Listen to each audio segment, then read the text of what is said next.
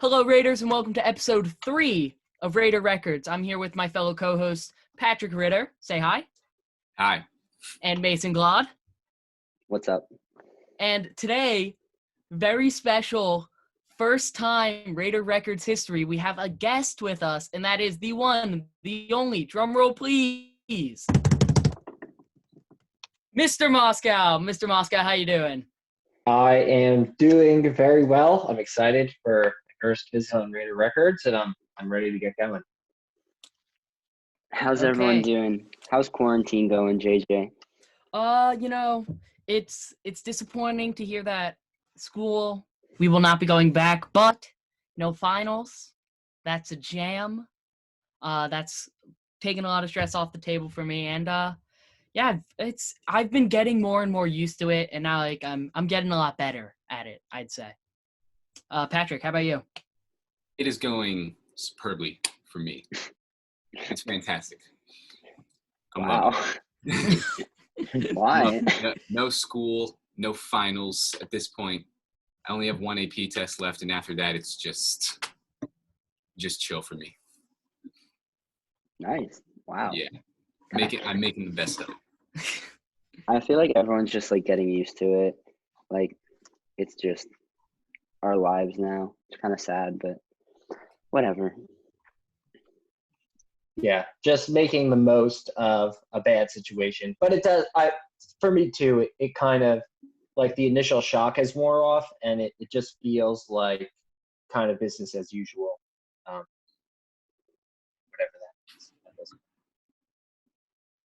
that is.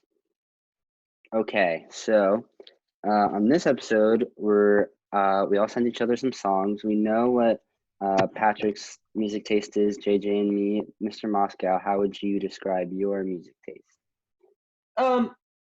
Mainly punk rock kind of stuff. That's kind of what I grew up on. And honestly, if it wasn't for me being involved in the punk rock scene when I was in high school, going into college, I don't know if I would be doing what I'm doing right now. I got my whole start in doing video production work and media type stuff when I joined my college radio station, and I had my own radio show there. And that was because, every couple weeks I would be at a concert during my high school years. But like as I grew up and I stopped pretending to be too cool for other types of music, my taste has definitely expanded a bit. I listen to, good amount of funk now. I'm open to a lot of other genres. But the songs that I picked and I share with you today, one was from like my high school years, one was from like my mid-20s, and one is a band that I'm listening to today. Okay. All right, cool. So I think, Mr. Moscow sent us 3 of our favorite songs, and each of us sent 1 of ours. So Patrick, you can go first. All right. So the song I picked was Stay With Me by Faces, one of my absolute favorites. Red lips, hair and fingernails. I hear you're a mean old Jezebel. Let's go upstairs and read my tarot card. Come on, stay with me. Stay with me. For tonight you better stay with me. There's a few things that are special about it, and I'm going to demo that for you. So the first thing is, the song is in open E tuning. What does that mean? It means when you play all the open strings, you get an E major chord. So that's a technique used so that when you play the 4 lowest strings, you get the root plus a major triad. JJ knows what I'm talking about. So that's used in that main riff. I do know what you're talking about. Absolutely killer. And then the lead part is played using a slide, which is a tool typically made of metal or glass that's used because when you slide your finger across the frets, like it bumps into all the strings, so you get, which sounds kind of weird, but with the slide, you get this. So that lead part is played going.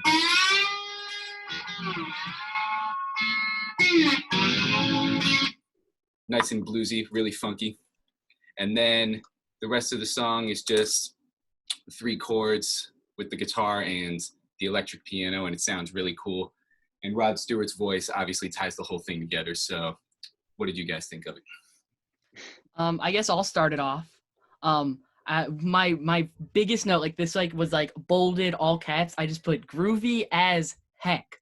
The song just had such a nice feel to it, and like I was listening to it, and I was just like bobbing my head and just dancing around a bit. And the bass line was really nice. That definitely like kept the drive going. And towards like the end, there was like it was like 2/3 of the way through. I guess I'd call it like a bridge when it was just like really upbeat and like the drums were like going like double time. That was really nice. I was just like having so much fun with that. So Okay. Yeah, I agree. I did not write groovy as heck. I wrote good beat / good vibes. So I'm with you there. By the way, Patrick, what a demonstration. That was great. Raider Records I first. agree. Yeah, I really liked it. The beginning with like in both ears, that was just wild. I honestly thought my computer was broken. Like I tried to fix it and I was like, oh wait, that's just a song. So that was cool. And I liked his voice a lot. It seemed like a song that would be in like the background of a really good movie. It's the I song liked that it. plays at the end of Wedding Crashers. Oh, there you Huh. go. So there you go. I did not know that. So the thing that jumped out to me, like the biggest thing that jumped out to me was like obviously the opening guitar riff was awesome. And like when I heard that, I was just like, all right, this is good. We're in for a treat here. And then when Rod Stewart was singing, like I didn't realize at first that it was Rod Stewart. Like my parents love Rod Stewart, but not this Rod Stewart. You know what I'm saying? Like my parents are really into like Have I Told You Lately That I Love You by Rod Stewart. So like seeing this side of him and seeing like a younger, rock star voice, like his voice, like of course it's great for the ballads that he does, but putting it behind rock music like this, as opposed to like If You Want My Body and You Think I'm Sexy, like he pulls it off well, and you could see like the roots of where he was and what he ended up becoming with 50 years of Rod Stewart music history later. But like great guitar riff in the beginning, great demonstration by you, Patrick, obviously. Thank you. But yeah, no, I thought it was Okay. Cool. I think Mr. Moscow, you're next. So the first song I'll talk about is a song that I listened to in high school. It's one of the first songs that really got me into punk rock. It's called 21st Century Digital Boy by Bad Religion. 'Cause I'm a 21st century digital boy. I don't know how to live, but I got a lot of toys. My daddy's a lazy middle class intellectual. My mommy's on Valium, so ineffectual. A life of mystery. If you go onto YouTube and you type in Bad Religion vintage vinyl 2000 or 2001, I don't remember what year it is. It was one of the first concerts that I ever went to. It was an in-store performance by this band. Not playing this song, but it was an in-store performance by them. And you could see me standing there with my friend with dreadlocks to the left and my friend with bright blonde, bleached long hair to the right of me. And Bad Religion was one of the first bands that really got me into this type of music. And I really like 21st Century Digital Boy because it was a song that was written in 1990. It has like a really, it's a classic Bad Religion song, no frills, just the power chords playing like a smooth groove the whole time. And it kind of like, tells a story that like can be repeated and repeated and repeated and repeated from generations. Like it's about looking at the youth and how they're like obsessed with whatever the new technology is, and it's a little satirical. And it was written in 1990, but you could take the lyrics and move them to today and have them be and them be just as relevant going on. So 21st century. Okay, I'll go first. So this song was like such a 90s song for me. I was like, I was like, oh, this is like a '90s song. Like I was into it. My brother and dad both like alternative '90s a lot, and like there's a lot of that in this song, so I liked it. I thought it was like something that would never come out today. Like I don't know, it just like brought me back to then. I thought the lyrics were, some of them were pretty funny. Like it was entertaining, and it was definitely like a well-made song. Like they're definitely very talented, so it was good. It was a good like, yeah, I enjoyed it. I'll go next. Yeah, I really liked it. It's one of the first things I wrote down was just classic punk riff and guitar tone. I like the solo. It was a little. At first, I thought like it was kind of basic, but I was like, for a punk song, it fit really well in with the whole. The melody fit in with the whole mix of it. Plus, his voice was also just really quintessential punk stuff. Yeah, I put the guitar really drove the track well, which was nice. The vocals felt like really gritty and angsty, which perfect for 90s punk. And the guitar solo I liked. I really enjoyed the ending of it. I thought that was just very, very nice. It left me with like a good feeling, like very satisfied with the song, like when it ended. So yeah, that's what I had. Yeah, Bad Religion has been around since like they've been recording since the early '80s, and they like have not ever stopped. Like they came out with a new album 2 years ago. You see them on stage still. Like I saw them in concert like maybe a year and a half ago, and they all have gray hair and are still kicking. Cool. Okay, I think I am next. So my song is called New Jersey by .IRG. Trips to New Jersey and your pretty voice is the best. Your pretty voice is the best. And I've been so stressed, trying to give you my best, but you still stay by my side. You still stay by my side. I know that we're young. I'm gonna give some backstory because I think it deserves some backstory. So I found this song in quarantine. I don't know if you guys know, but on Spotify, if you're listening, you can like see what your friends are listening to on the side. You know what I'm talking about? Yeah. Yeah. So I saw my friend Ethan was listening to this song. So I was like, oh, let me try it. And I ended up really liking it. So this guy is a college musician. He's very small. He has under 10,000 listeners on Spotify, which is pretty small. He makes like kind of like lo-fi beats, is what it's called, but I think this song kind of rises above the genre a little bit. He's from Pennsylvania, so when he talks about going to New Jersey, it's like his trips to the Jersey Shore. And I just like this song a lot. I think it has really good vibes. I think obviously New Jersey. I've been here all my life, so and yeah, it's good. Like it reminds me of the summer. I think it has good lyrics, like describing this person. So I think it's cool. About you guys? Obviously, very different than the other. Yeah, last two. I'll start it off because I feel like it's like most similar to the stuff I listen to. So I feel like I can talk a lot about it because I really enjoyed the song. It had a really beautiful piano in the beginning that like stayed throughout the track, which is like I feel very quintessential of the sort of like lo-fi sad boy pop music.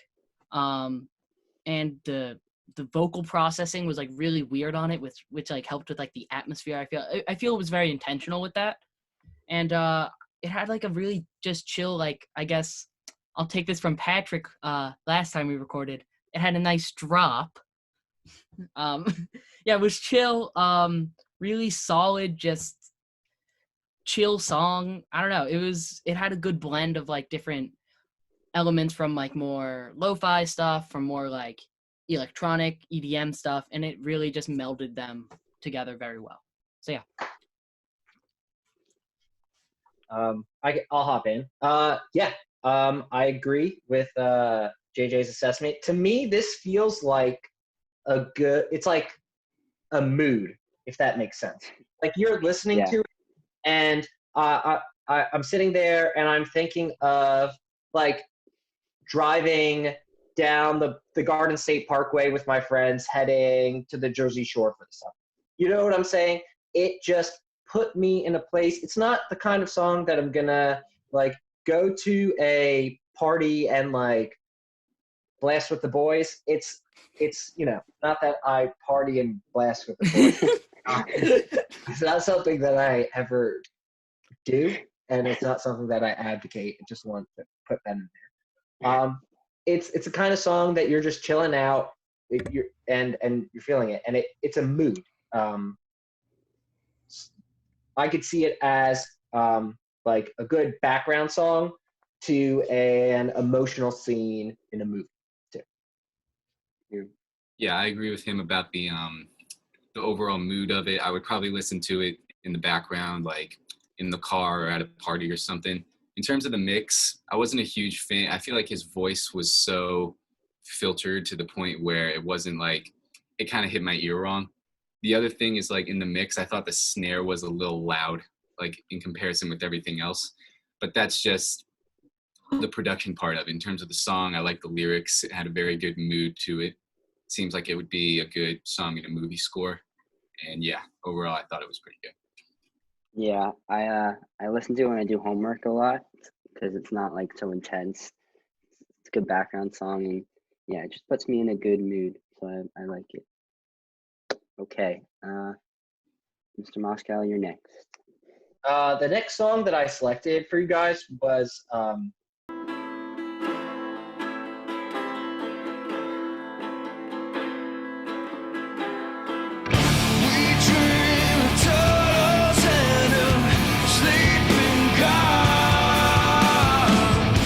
Thrice's "The Earth Will Shake."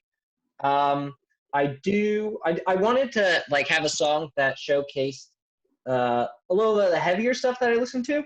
And Thrice is like one of my all-time favorite bands, especially like my early to mid 20s. When I first saw them play this song, I saw them play it live. And like sometimes you go to concerts and bands like, all right, here's one of our new songs, and you play it, and it's when you like go run to the bathroom and you come back. They started playing it, and it just grabbed me immediately, just because the lyrics are so simple, the structure of the song is so simple, the message is like there right when you see it, and then at the end, near the end with the breakdown, and like it's kind of like it's a chain gang, like kind of like soulful singing that it goes into, and how it blends those type of musics with like the hardcore music.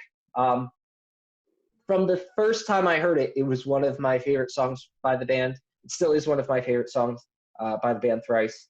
And that is your shake. Okay, I'll start this one off. I loved how at the beginning the guitar really slaps you in the face when it comes in. Like it was like everything was all really mellow and chill, and I'm like, oh, this is cool, and then just boom, guitar, and I was like, whoa, that's sick. So that was really cool.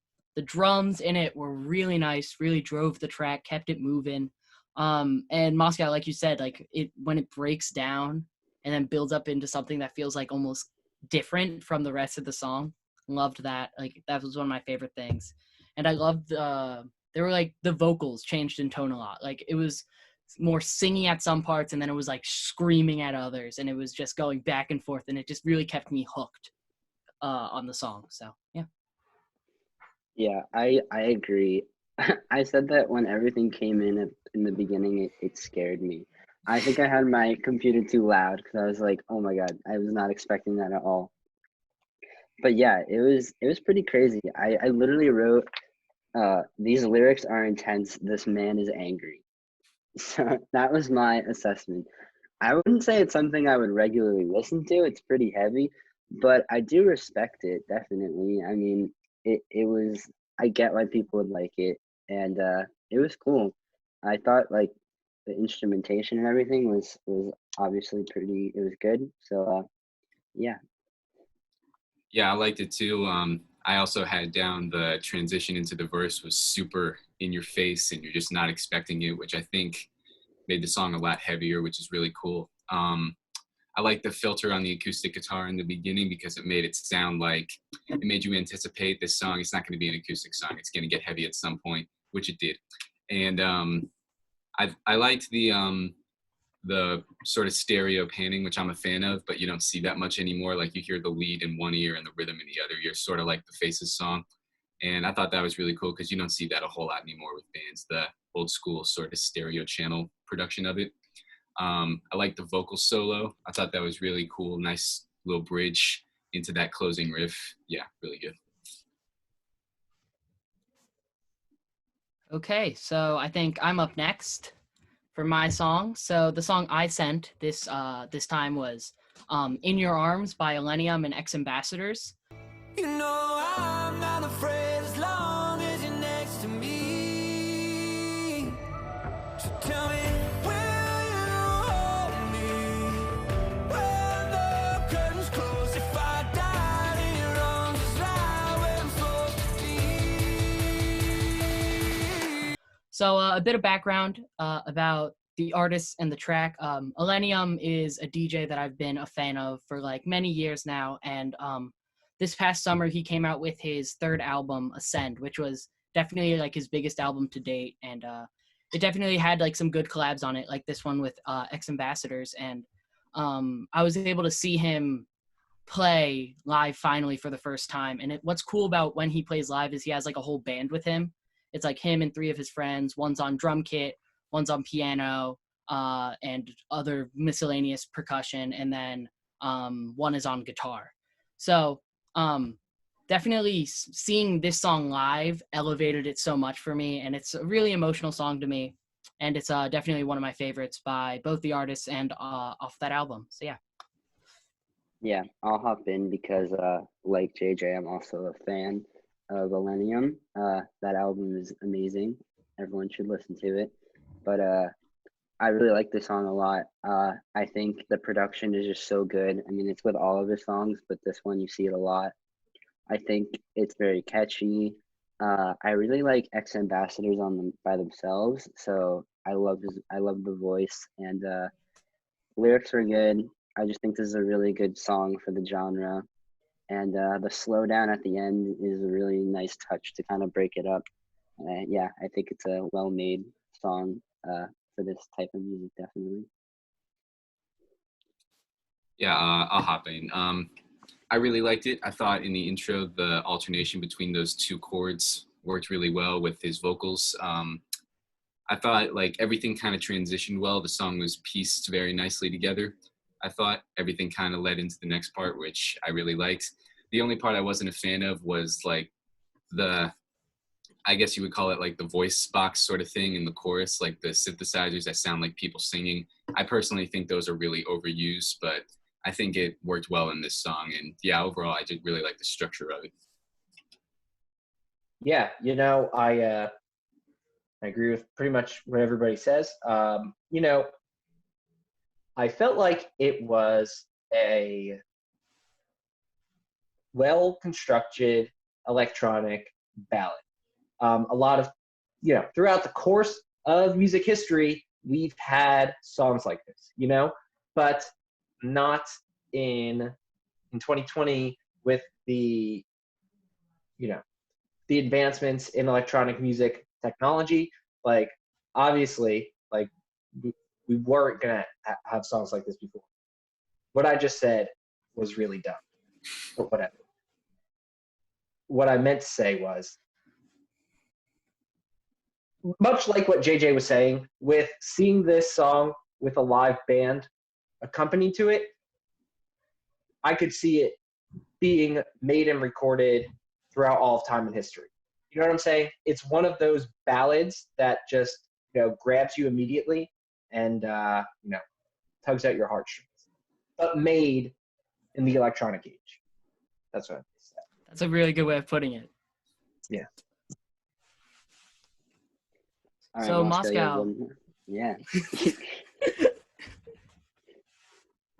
Oh yeah, I had one last song. So I wanted to have one song that is something that came out recently that I really like, and that was "See You at Your Funeral" by Pup. What you were thinking when you saw me in the produce section, buying organic food, making healthy selections. Ask you how you've been, not that it's any of my business. But you know me, I've always been a little dark at times. But at the same time, I saw Pup last year for the first time. One of my favorite bands that's around today, and it was like one of the first times that I felt like really old at a concert.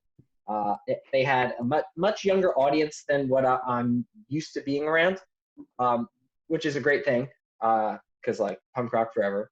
But I just think that they're such a fun band. This song in particular, it's a happy, like upbeat song, but then lyrically it's like I'm miserable and it's a breakup song, and like you're going like when you're going through a breakup, like you have all of these conflicting emotions and you're trying to make yourself better. Like he talks about trying vegan food, and he's when you're going through traumatic experiences like that, you're like, oh yeah, let me do this, let me become a vegan, like let me make myself better.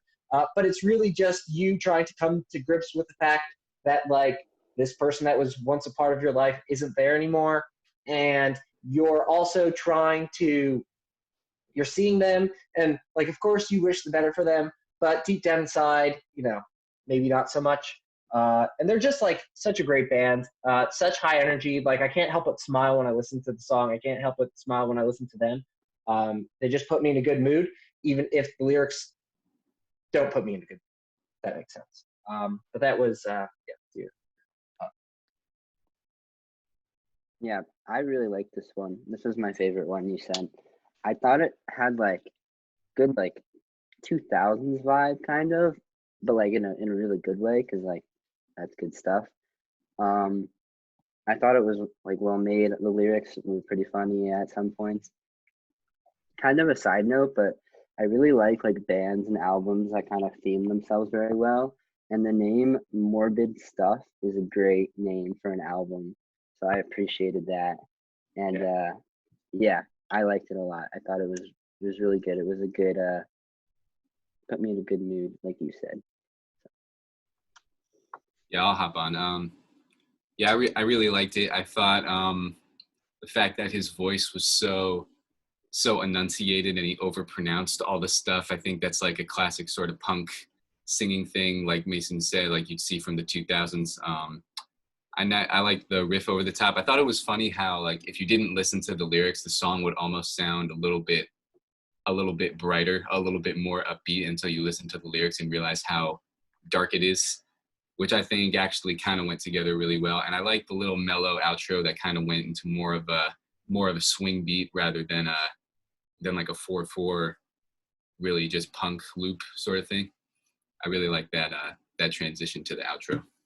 Yeah, I pretty much said very similar stuff. Loved the outro. I feel like I'd describe the song as fun with the perfect amount of angst, because like it's a very fun instrumental with the very like angsty dark lyrics, and they perfectly contrast each other. And I just loved when he just screamed buying organic foods, and I just thought that was hilarious. Again, the vocals had a really cool tone with like the over enunciation, and yeah, it was grooving. It was fun. It was. I'm not sure if it's my favorite you sent me because I liked one of the other ones a lot also, but it's definitely up there in the top 2 of the ones you sent. So yeah. My favorite thing about Pup the band, to get off of the song, and it's not my favorite thing. I don't know why I keep on correcting myself mid-sentence. But I saw them play live last year. When they play live, they don't have an encore. My least favorite thing about going to concerts is like having a band close a set and then walk off the stage, and then you sitting there for 2 minutes yelling for them to come back, and you know that they're going to come back. You went on setlist.fm. You saw what they were going to play. You saw that they planned an encore. So at Pup concerts, when you go there, they're like, listen, we're not going to leave the stage. The 2 songs that we would have played as an encore, we're just going to close our set with them, and then that's going to be it. And I'm a very big appreciator of that. I value my time very much. So thank you, Pup, Yeah. for that. Much better way to close a concert, in my opinion. Yeah, that's really fair, because that is kind of dumb when you know they're coming back, but you have to ask. Okay, so since you were the guest, we all have to rank your song. So I will go first. My favorite was "See You at Your Funeral." I thought that was most like the music I listened to. Had made me happy. It was funny. It was just good stuff. Second, I would go 21st Century Digital Boy. I thought that was a really good, like a 90s type song. Definitely well made and really cool. And the third one, I will go The Earth Will Shake. Probably a little too intense for me, but still, I can respect it. So, yeah. Okay, I'll go next. So my list 1 and 2 are really close. I love them both, but I feel 21st Century Digital Boy edges out for number 1 because I felt like I loved the lyrics were really cool. It had such nice like feeling to it. It felt perfect for the time. It feels perfect now. Loved the ending. Loved the guitar solo. Yeah, and it was just a super angsty nice song. Next, I had See You at Your Funeral by Pup. Again, really good. Like Mason said, it's funny. It has a nice groove to it. I loved the outro. And then The Earth Will Shake by Thrice was still really cool, but similar to Mason, a bit too intense for me. But I can still respect it because it's a very well put together and well made song. Yeah, so I think my ranking is going to be See You at Your Funeral was number 1. I really like the intensity of it and the musicality of it overall. I think the second one would be The Earth Will Shake. I really like the structure of it and I love the intensity. 21st Century would probably have to be last to me. I thought it was a really good song, but it was kind of straight the whole way through. Not a whole lot of texture. Really great though. Cool. Respect. Okay, so that is the third episode of Radar Records. Anyone have anything good for the good of the order? Stay safe. Wash your hands. Practice social distancing. The basics. Good stuff, JJ. So we'll be back soon with a new guest, and yeah, thanks everybody for coming and watching. Thank you for having me.